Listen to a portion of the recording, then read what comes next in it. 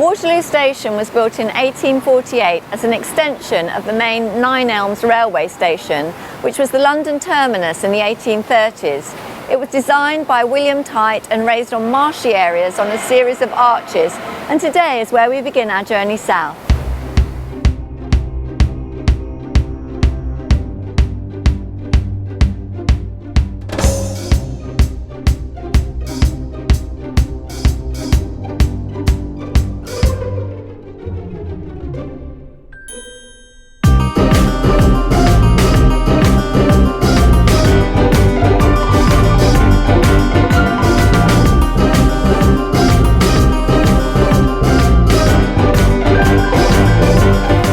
We arrived in Portsmouth, and in case you hadn't guessed, we're on our way to the Isle of Wight. We're going to Ryde Pier. The transfer from Portsmouth Harbour Station to the ferry took less than 4 minutes. Welcome to the Isle of Wight. We've arrived at Ryde Pier and the sun's come out to meet us.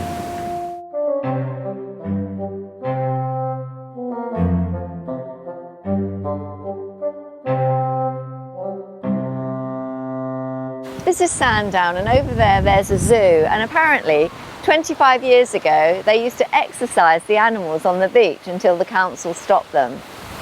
2 miles of sandy beach here, ideal for the children.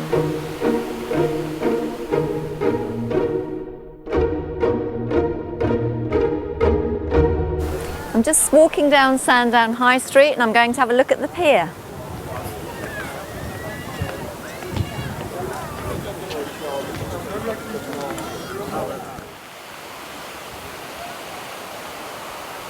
We're at Sandown Pier. There's a Super Bowl, there's a cafe that sells roasts all day, there's a casino. It's like going back in time, real good old-fashioned entertainment down there.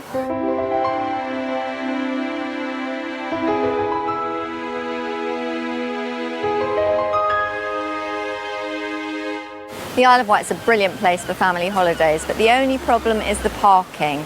So look at the train option. It's much easier, it's more relaxing, and try and stay near the beach.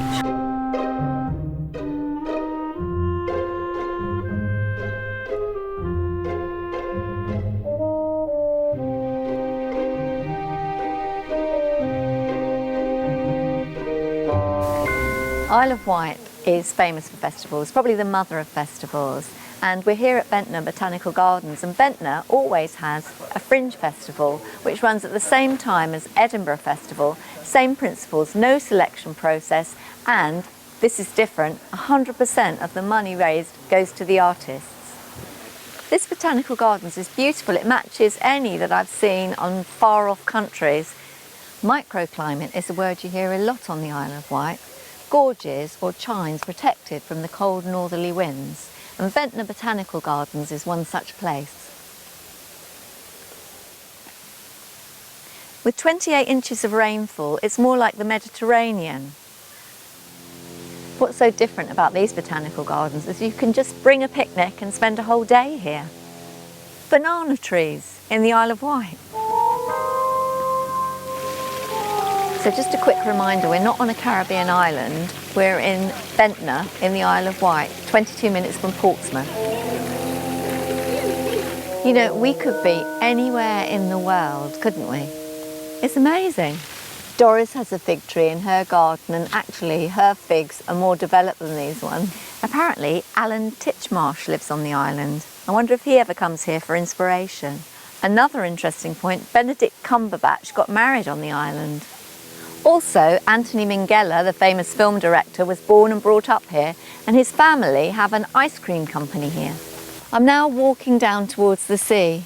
In the 1800s, the Royal National Hospital used to be here, and it was suggested that a tunnel was built to go down to the sea so that the patients could use it and aid their recovery.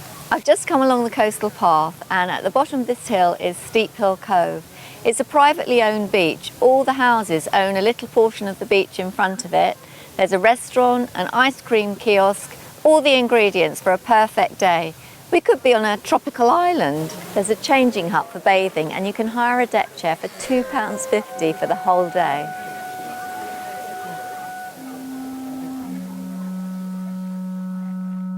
I wonder how many years people have been coming here. It's the perfect British seaside resort. Everyone's very organised, having picnics, got their umbrellas up. The Isle of Wight is like a little secret. It's got a microclimate. On a day like today with this glorious weather, why would you go anywhere else? Why would you go abroad?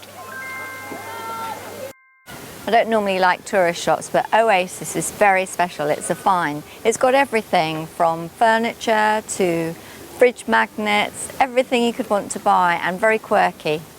The Isle of Wight is a wonderful place to visit. It's like going back in time in a good way, and it's full of interesting buildings. This one, for example, used to be Whitecroft Mental Asylum, and Tennyson's wife spent some time here, hence the name, and it's now been turned into these beautiful apartments.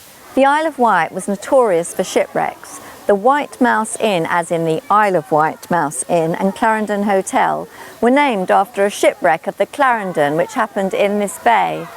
The needles which used to catch the ships can be seen from here on a clear day. The area name has been Chale since the 12th century. It derives from an Old English word for throat, thought to refer to the nearby ravine or chine at Blackgang. And Blackgang Chine was the first theme park and began in 1843. This is God's Hill, one of the main tourist towns in the Isle of Wight. It's famous for the lovely thatched roofs, cream teas and ice cream. I've just seen a shop with over 20 flavours of ice cream in it, and just down the road there is a lovely little cream tea restaurant that I'm going to have a look at. There's also a chocolate cafe where they teach you how to make things out of chocolate, and a model village.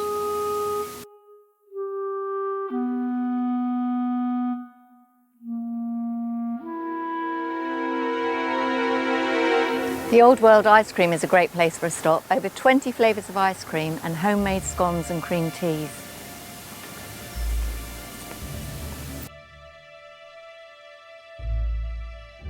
Two years ago there was a massive storm and the sea was as high as the wall and the waves were even higher. We're in the Hotel de Paris in Cromer, and in this hotel the rumours say that Lily Langtry and Edward VII used to have their illicit meetings, and here he is on the wall, getting into his Daimler, leaving the hotel.